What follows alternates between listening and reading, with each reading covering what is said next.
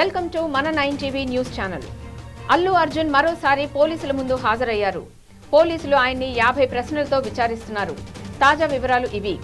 సంధ్య theatre దగ్గర తొక్కిసలాట, మహిళ రేవతి మృతి కేసులో సినీ నటుడు అల్లు అర్జున్ ఇవాళ 11:30కి చిక్కడపల్లి పోలీస్ స్టేషన్లో హాజరయ్యారు. ఆయన్ని డీసీపీ సెంట్రల్ జోన్ నేతృత్వంలోని బృందం ప్రశ్నిస్తోంది. ఏసీపీ, ఇన్స్పెక్టర్, ఎస్ఐలతో కూడిన టీం విచారిస్తోంది. అల్లు అర్జున్ తరపు లాయర్ అశోక్ రెడ్డి సమక్షంలో ఈ విచారణ జరుగుతోంది. మొత్తం 50 రకాల ప్రశ్నలను పోలీసులు అల్లు అర్జున్ ముందు ఉంచారు. ఆయన స్టేట్మెంట్ ని రికార్డ్ చేస్తున్నారు. మహిళలకు పోస్టాఫీస్లో మతిపోయే స్కీమ్ 2 లక్షలు కడితే పోస్టాఫీస్ పథకాలు అనేది భారత ప్రభుత్వంచే ప్రారంభించబడిన పొదుపు పథకాలు. మహిళలు డబ్బును పొదుపు చేసేందుకు మరియు ఆర్థిక సంవత్సరాన్ని పెంపొందించడానికి, మద్దతు ఇవ్వడానికి మరియు సాధికారత కల్పించడానికి కేంద్ర ప్రభుత్వం మహిళా సమృద్ధి పొదుపు పథకాన్ని 2023లో ప్రవేశపెట్టింది. ఈ పథకంలో 1000 నుంచి 2 లక్షల రూపాయల వరకు డిపాజిట్ చేసుకోవచ్చు. దీనిపై సంవత్సరానికి 7.5% వడ్డీ వస్తుంది. 2 లక్షలకు 2 సంవత్సరాలు కలిపి 32,000 వరకు వడ్డీ వస్తుంది. ఈ పథకం కింద పెట్టుబడి యొక్క మెచ్యూరిటీ పథకం కింద ఖాతా తెరిచిన తేదీ నుండి 2 సంవత్సరాల వరకు ఉంటుంది. ప్రతి మహిళకు 10 లక్షలు. తెలంగాణ ప్రభుత్వం కొత్త పథకం. వివరాలు ఇవి. మహిళా స్వశక్తి సంఘంలో సభ్యులకు ప్రభుత్వం బ్యాంక్ లింకేజీ ద్వారా రుణాలు ఇప్పిస్తోంది.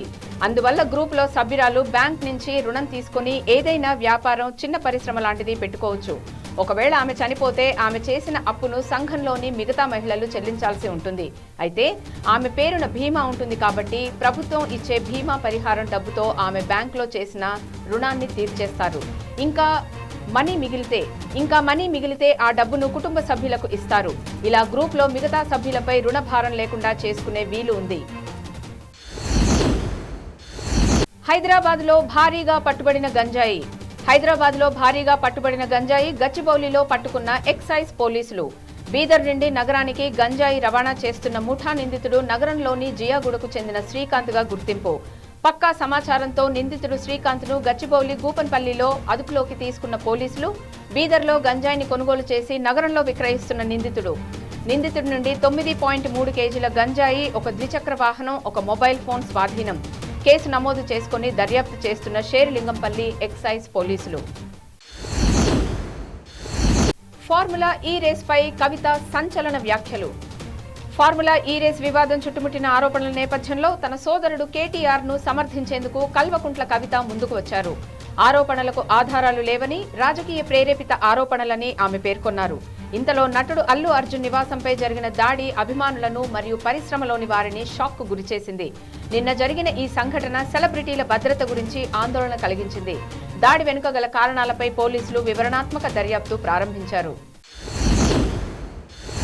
Indiramma housing scheme. ఇందిరమ్మ ఇళ్ల పథకం అమలుపై రేవంత్ సర్కార్ స్పెషల్ ఫోకస్ పెట్టింది. 33 జిల్లాలకు ప్రాజెక్టు డైరెక్టర్లను నియమించాలని నిర్ణయించింది. ఈ పథకానికి సంబంధించిన పురోగతిపై మంత్రి పొంగులేటి ఇవాళ సమీక్ష నిర్వహించనున్నారు. సర్వే జరుగుతున్న తీరును తెలుసుకోనున్నారు. తిరుమల వెంకన్న పద్మావతి అమ్మవారిపై కంచె ఐలయ్య షాకింగ్ కామెంట్స్. మహిళా విశ్వవిద్యాలయానికి తెలంగాణ ప్రభుత్వం చాకలి ఐలమ్మ పేరు పెట్టడం తప్పేమీ కాదన్నారు. ఆమె యోధురాలని, తెలంగాణలో సాయుధ పోరాటంలో పాల్గొన్నారని అన్నారు. అదే సమయంలో తిరుమలలో వెంకటేశ్వర స్వామి, పద్మావతి అమ్మవారి పేర్లు యూనివర్సిటీలకు ఎందుకట? వారికి ఏమైనా చదవచ్చా?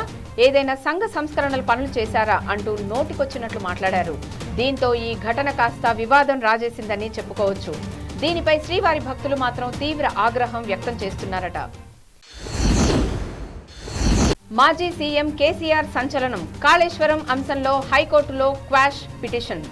తెలంగాణలో మరో సంచలన పరిణామం జరిగింది. తమపై కింది స్థాయి కోర్టు ఇచ్చిన తీర్పుపై మాజీ సీఎం కేసీఆర్ హైకోర్టును ఆశ్రయించారు. అందులో మాజీ మంత్రి హరీష్ రావు కూడా ఉండడం గమనార్హం. కేంద్ర మంత్రి కిషన్ రెడ్డికి జాతీయ అధ్యక్ష పదవి. ఈసారి అధ్యక్ష రేసులో చాలా మంది లీడర్లు ఉన్నప్పటికీ కమలనాథులు మాత్రం దక్షిణాదికి చెందిన సీనియర్ నేతకు ప్రెసిడెంట్ పదవి ఇవ్వాలని డిసైడ్ అయినట్లు ఢిల్లీ వర్గాల్లో జోరుగా ప్రచారం జరుగుతోంది. అందులోనూ తెలంగాణకు చెందిన కేంద్ర మంత్రి కిషన్ రెడ్డి వైపు పార్టీ పెద్దలు మొగ్గు చూపుతున్నట్లు పార్టీ వర్గాలు అంటున్నాయి. అయితే కిషన్ రెడ్డికి ప్రెసిడెంట్ పదవి విషయంలో అటు ఆర్ఎస్ఎస్ కూడా గ్రీన్ సిగ్నల్ ఇచ్చినట్లు సమాచారం.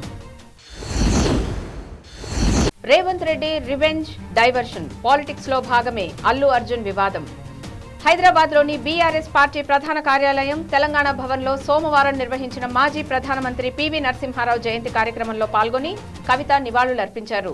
ఈ సందర్భంగా కనిపించిన మీడియాతో కవిత చిట్ చాట్ చేశారు. అందులో భాగంగా కొన్ని అంశాలపై స్పందిస్తూ కొన్ని కీలక వ్యాఖ్యలు చేశారు.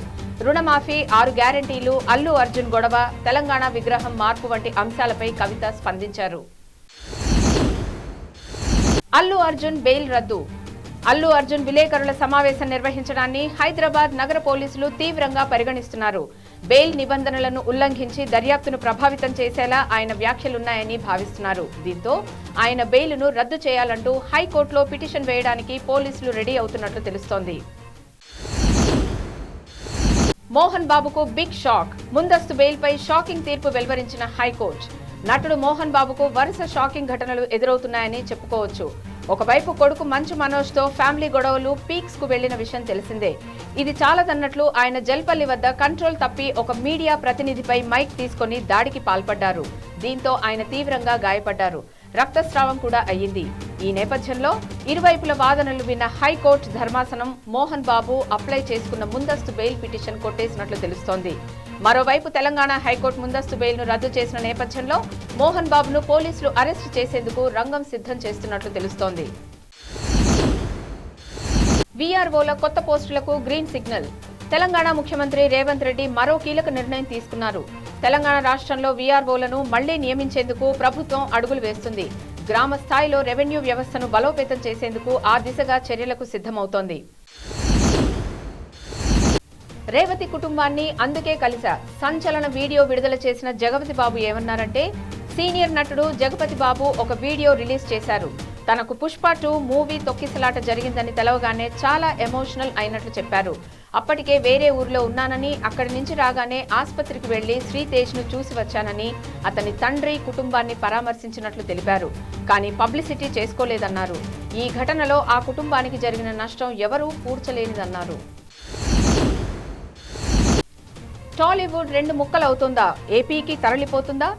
పుష్ప 2 తొక్కిసలాటకి సంబంధించి సోమవారం ఫిల్మ్ ఛాంబర్లో కీలక సమావేశం జరిగింది. దీనికి కొందరు టాలీవుడ్ ప్రముఖులు వచ్చారు. తొక్కిసలాటపై చర్చిస్తూనే మరోవైపు బెనిఫిట్ షోలు ఉండవు అన్న మంత్రి కోమటిరెడ్డి వెంకటరెడ్డి వ్యాఖ్యలపైన చర్చించారు. వచ్చేది పండుగల సీజన్, అందులోనూ సంక్రాంతి రాబోతోంది. ఇలాంటి సమయంలో బెనిఫిట్ షోలు రద్దు చేస్తే నిర్మాతలకు, డిస్ట్రిబ్యూటర్లకు, ఎగ్జిక్యూటర్లకు నష్టం కలుగుతుంది అని, టికెట్ల ధరలు పెంచకపోతే సమస్య కావచ్చని చర్చించుకున్నట్లు తెలిసింది. సీఎం రేవంత్ రెడ్డి మనస్సు మారాలి. వేములవాడ రాజన్నకు ఉద్యోగుల వేడుకోలు. గత 14 రోజులుగా రాజన్న సిరిసిల్ల జిల్లా వ్యాప్తంగా సమగ్ర శిక్ష ఉద్యోగులు వినూత్న రీతిలో నిరసన వ్యక్తం చేస్తున్నారు. ఒక్కో రోజు ఒక్కో విధంగా నిరసన కార్యక్రమాలతో తమ ఆవేదన వ్యక్తం చేస్తున్నారు. తాజాగా సీఎం రేవంత్ రెడ్డి మనసు మార్చుకోవాలని వేములవాడ శ్రీ రాజరాజేశ్వర స్వామిని వేడుకున్నారు.